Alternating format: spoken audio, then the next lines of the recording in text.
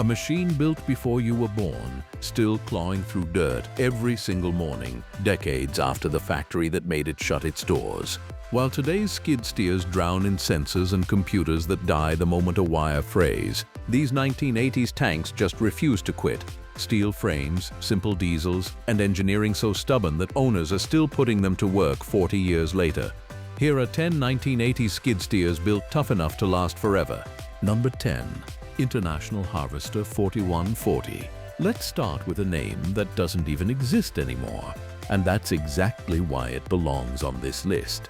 The International Harvester 4140 was built from roughly 1978 through 1984, which puts it squarely in the early 80s heavy iron era. This wasn't some lightweight landscaping toy. It tipped the scales at around 5,000 pounds, ran a 40-horsepower Isuzu diesel, and carried a rated operating capacity of about 1,300 pounds with a 56-inch bucket bolted up front. Now here's the part that makes the 4140 special. International Harvester, the company that started back in 1902 and basically helped invent American agriculture, folded its tractor and equipment operations into the new Case IH partnership in 1985. That means the 4140 was one of the very last skid steers to ever wear the proud international name.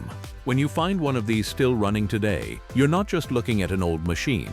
You're looking at the final chapter of an American industrial giant. And run they do. That Isuzu diesel is a tractor-grade power plant, the kind of slow-turning, low-stress engine that simply doesn't know how to die if you keep oil in it. The hydraulics are dead simple, the frame is overbuilt for its size, and there's almost nothing on the machine that a determined owner with a wrench and a manual can't fix in a barn. International built this thing during an era when disposable wasn't in the vocabulary. Parts are getting harder to source. That's the honest downside, but the survivors out there have already proven the point. 4 decades later, the 4140 is still earning its keep, and that's why it kicks off our countdown. Number 9. Mustang 440. Owatonna Manufacturing Company. Next up is a machine with one of the deepest pedigrees in the entire skid steer world. The Mustang 440 came out of the Owatonna Manufacturing Company, or OMC, based in Owatonna, Minnesota, a company whose roots stretch all the way back to 1888. Here's a fact most people don't know. OMC was the second manufacturer on the planet to build a skid steer loader, launching its first Mustang back in 1965, back when the term skid steer hadn't even been invented yet, and they called it a self-propelled four-wheel drive unit. The Mustang 440 carried that heritage straight into the 80s. Production ran from the mid-1970s into the early 1980s, and these machines were genuinely tough, no-nonsense workhorses. They used a full hydrostatic drive and could be ordered with a variety of engines over their life. Ford industrial gasoline 4s putting out around 42 horsepower, plus Perkins and other diesel options, driving a machine that could lift roughly 1,350 pounds. What earns the 440 its spot here is its reputation for being almost stupidly durable and dead simple. The controls are old-school T-bar steering and foot pedals, the kind of setup that takes an afternoon to learn and a lifetime to wear out. Owners regularly report these machines soldiering on with original drivetrains and tens of thousands of hours because there's just so little on them to break. The Mustang story didn't end there either. The brand was sold to the Gehl Company in 1997, and today it lives on under Manitou. But the OMC-built 440s from the 80s are the ones the old-timers respect. Built in Minnesota, built to farm equipment standards, and built to be passed down. That's a machine with a soul, and that's why it lands at number 9. Number 8. Gehl SL 4610. Coming in at number 8 is a machine from one of the most underrated names in compact equipment, Gehl. Based in West Bend, Wisconsin, Gehl has been building farm and construction machinery for well over a century, and the SL 4610, produced from 1987 to 1992, is one of the best examples of their late 80s craftsmanship. The 4610 is a mid-size machine with a real working weight of around 5,000 pounds and a rated operating capacity of roughly 1,225 pounds. On paper, those numbers look ordinary. In the field, the machine punches above its class because Gehl built it with that classic Wisconsin over-engineering philosophy: heavier plate, beefier pins, and a chassis designed to absorb abuse rather than crack under it. What made the 4610 a favorite among farmers and small contractors was its balance. It was big enough to do serious material handling, but compact enough to slip through a barn door or maneuver in a tight feedlot. Gehl skid steers from this era earned a reputation for being mechanically honest, straightforward hydraulics, accessible service points, and a drivetrain that responded to maintenance instead of fighting it. There's also something to be said for the company's staying power. Gehl never chased gimmicks. They built solid machines, supported them, and let the reputation grow by word of mouth. That's why you'll still find SL 4610s working on hobby farms and in landscaping fleets today, often having outlived 2 or 3 newer, better machines that were bought to replace them. If you ever come across a clean 4610 with a documented service history, treat it seriously. These are the kind of sleeper machines that don't get the headlines that Bobcat and Case do, but the people who own them rarely give them up. Number 7. Thomas T173. Number 7 goes to a machine from a company that genuinely helped pioneer the entire category: Thomas. Thomas Equipment, originally out of New Brunswick, Canada, is credited with building an early hydrostatic drive skid steer loader back in 1969, putting them right at the front of the technology that would come to define every skid steer ever made. The Thomas T173, built from 1987 to 1991, carried that engineering DNA into its prime. It was a stout machine, weighing around 5,800 pounds, with a rated operating capacity of roughly 1,700 pounds. But the real headline with Thomas machines was always the hydraulics. The T173 ran a generous hydraulic flow of about 20 gallons per minute at the standard setting, a serious number for a machine of its era and size. Why does that matter? Because hydraulic flow is what makes a skid steer actually do things beyond scooping dirt. More flow means you can run hungrier attachments, augers, planers, brush cutters, trenchers, and run them harder without bogging down. Thomas leaned into this hard, marketing their machines on raw working power and an overbuilt pro-tough reputation. They weren't trying to be the prettiest or the most refined. They were trying to be the machine that outmuscled the competition, and for a lot of buyers, that was exactly the pitch they wanted to hear. That power-first philosophy is also why so many T173s are still around.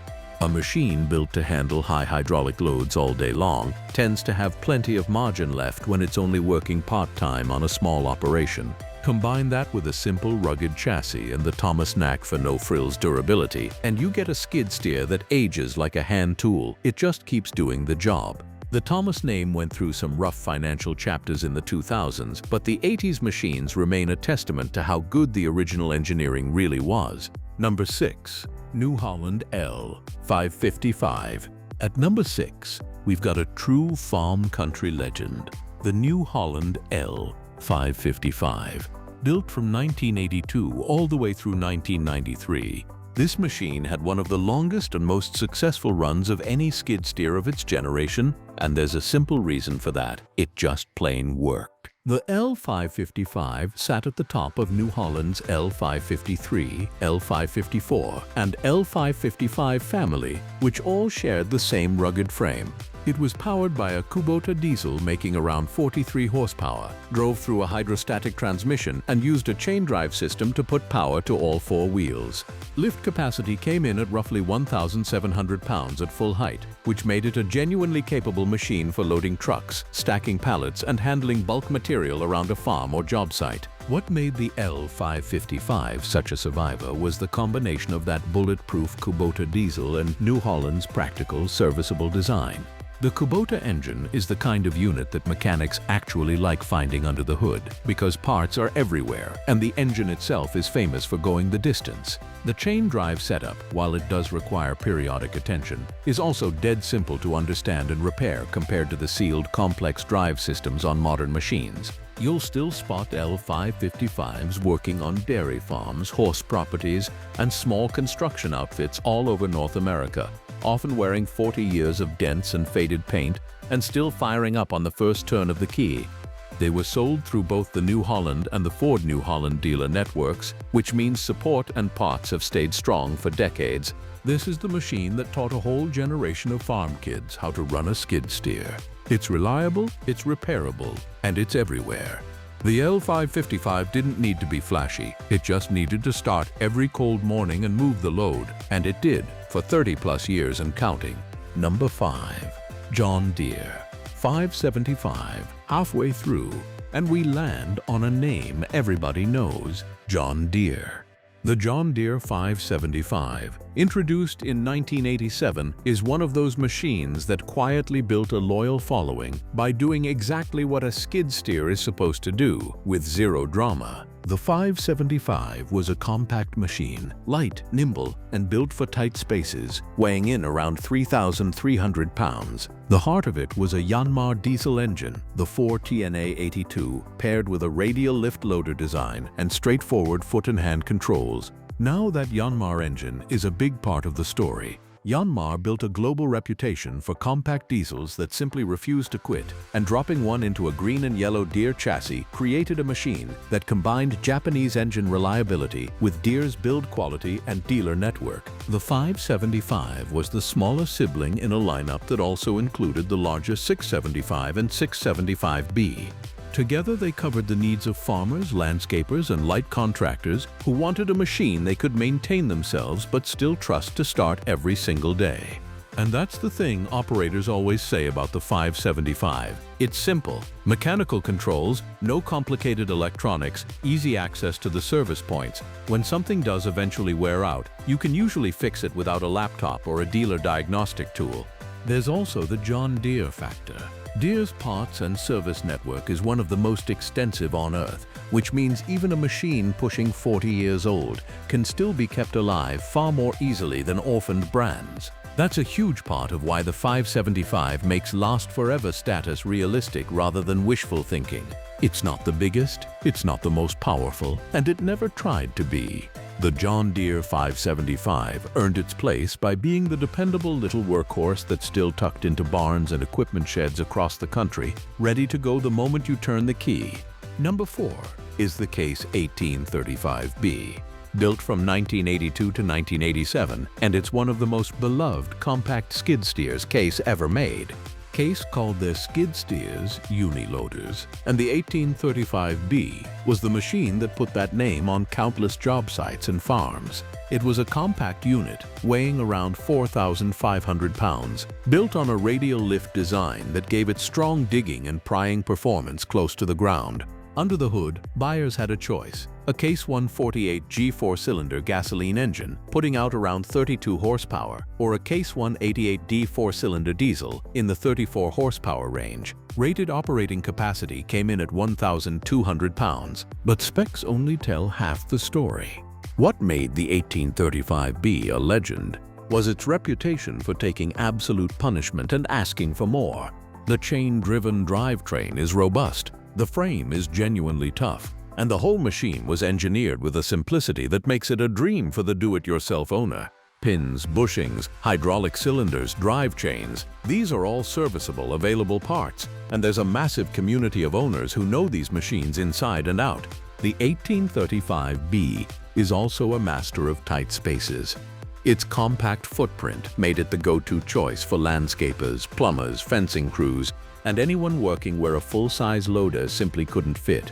That versatility, combined with the universal quick attach system that let it run a huge range of attachments, made it a machine that could earn its keep a dozen different ways. Talk to anyone who's spent time around old Case uniloaders and you'll hear the same thing. These machines just don't quit. It's common to find 1835Bs still working hard with 5-figure hour counts, the kind of mileage that would have killed a lesser machine 3 times over. Case built the 1835B during an era when durability was the whole sales pitch, and 4 decades later that pitch has aged into proven fact. Number 4 on the countdown. Number 3. Bobcat 843. We're into the top 3 now, and the Bobcat 843 has more than earned its spot. This was the big muscle machine of Bobcat's legendary 40 series, the larger, harder working sibling to the smaller models that made Bobcat a household name.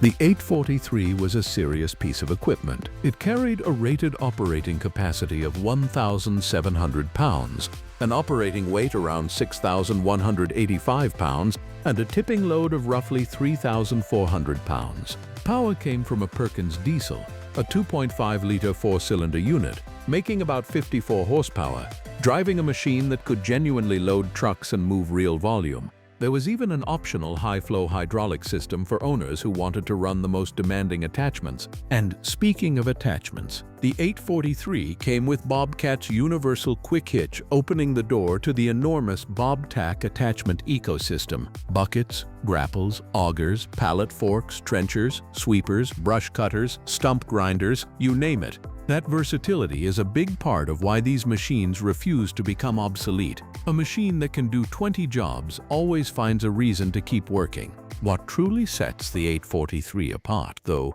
is the same thing that makes any Bobcat from this era special: the company's relentless focus on durability and serviceability. The 40 series was engineered to be worked hard, abused, neglected, and still show up the next morning. The Perkins diesel is an industrial-grade engine with a reputation for longevity, and the entire machine was designed so that a competent owner could keep it running for the long haul.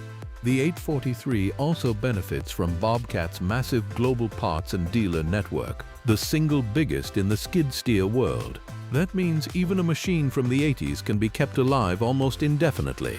When you see a battered old 843 still scooping gravel on a job site today, you're watching the proof of a design that was simply built to outlast its operators. Number 2. Case 1845C. At number 2, we have what might be the single most respected skid steer of the entire era, the Case 1845C. Introduced in 1985, this machine became such a benchmark for toughness that Case kept it in production for an astonishing run stretching into the early 2000s. When a manufacturer builds the same machine for that long, it's because they got it right. The 1845C was a workhorse in every sense. It was powered by the Case 4390 diesel, an engine closely related to the famously durable Cummins 4B family, producing in the neighborhood of 57 to 60 horsepower. It ran 16 gallons per minute of standard hydraulic flow, with a high-flow option pushing that up to around 30 gallons per minute, and it carried serious lifting muscle in a roughly 6,000-pound package. But the numbers aren't why operators worship this machine. The 1845C earned its near-mythical reputation for one reason: it would not die.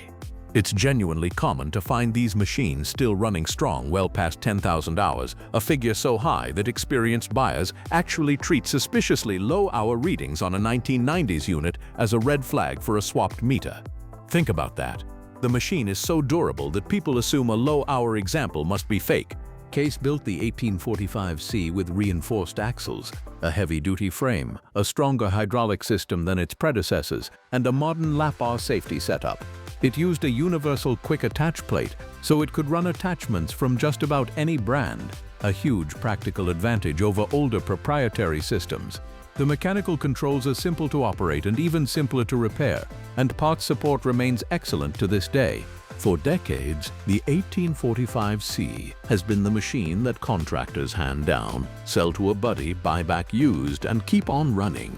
It's the definition of a machine that was overbuilt on purpose. If you want a skid steer that has already proven it can last a working lifetime, and then a second one, the Case 1845C is the answer. Number 1. Bobcat 743. And here it is, the king. The number 1 skid steer from the 1980s, built tough enough to last forever, is the Bobcat 743. If there's one machine that defines the entire decade of compact loaders, this is it. The 743 was the centerpiece of Bobcat's 40 series, and it didn't just sell well, it dominated. According to Bobcat's own company history, the diesel-powered 743 became the most popular skid steer loader in the world, and at its peak in the late 1980s, production of the 743 represented roughly half of Bobcat's entire loader factory output. Half. From a single model. That's not popularity, that's market domination. So what made it so good? Start with the engine, a Kubota VIF 1702, a 4-cylinder liquid-cooled diesel producing 36 horsepower. That Kubota is one of the most reliable compact diesels ever bolted into anything, and pairing it with Bobcat's hydrostatic drive created a machine that was both nimble and tireless. The 743 weighed around 4,720 pounds, carried a rated operating capacity in the 1,200-pound range, and came with that all-important universal quick hitch for running the full Bobcat attachment lineup. The 40 series also introduced something that mattered enormously. It was the first Bobcat line to incorporate the new seat bar operator safety system, a genuine step forward for operator protection that became an industry standard. And here's a fascinating piece of business history that explains the 743's incredible reach.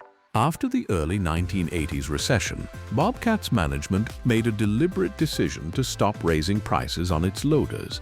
The strategy held for a full 10 years, and the company famously ran advertisements bragging that the machines were still at 1983 pricing.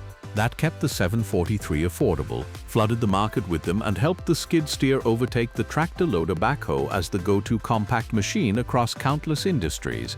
The result is that the 743 became, quite literally, everywhere.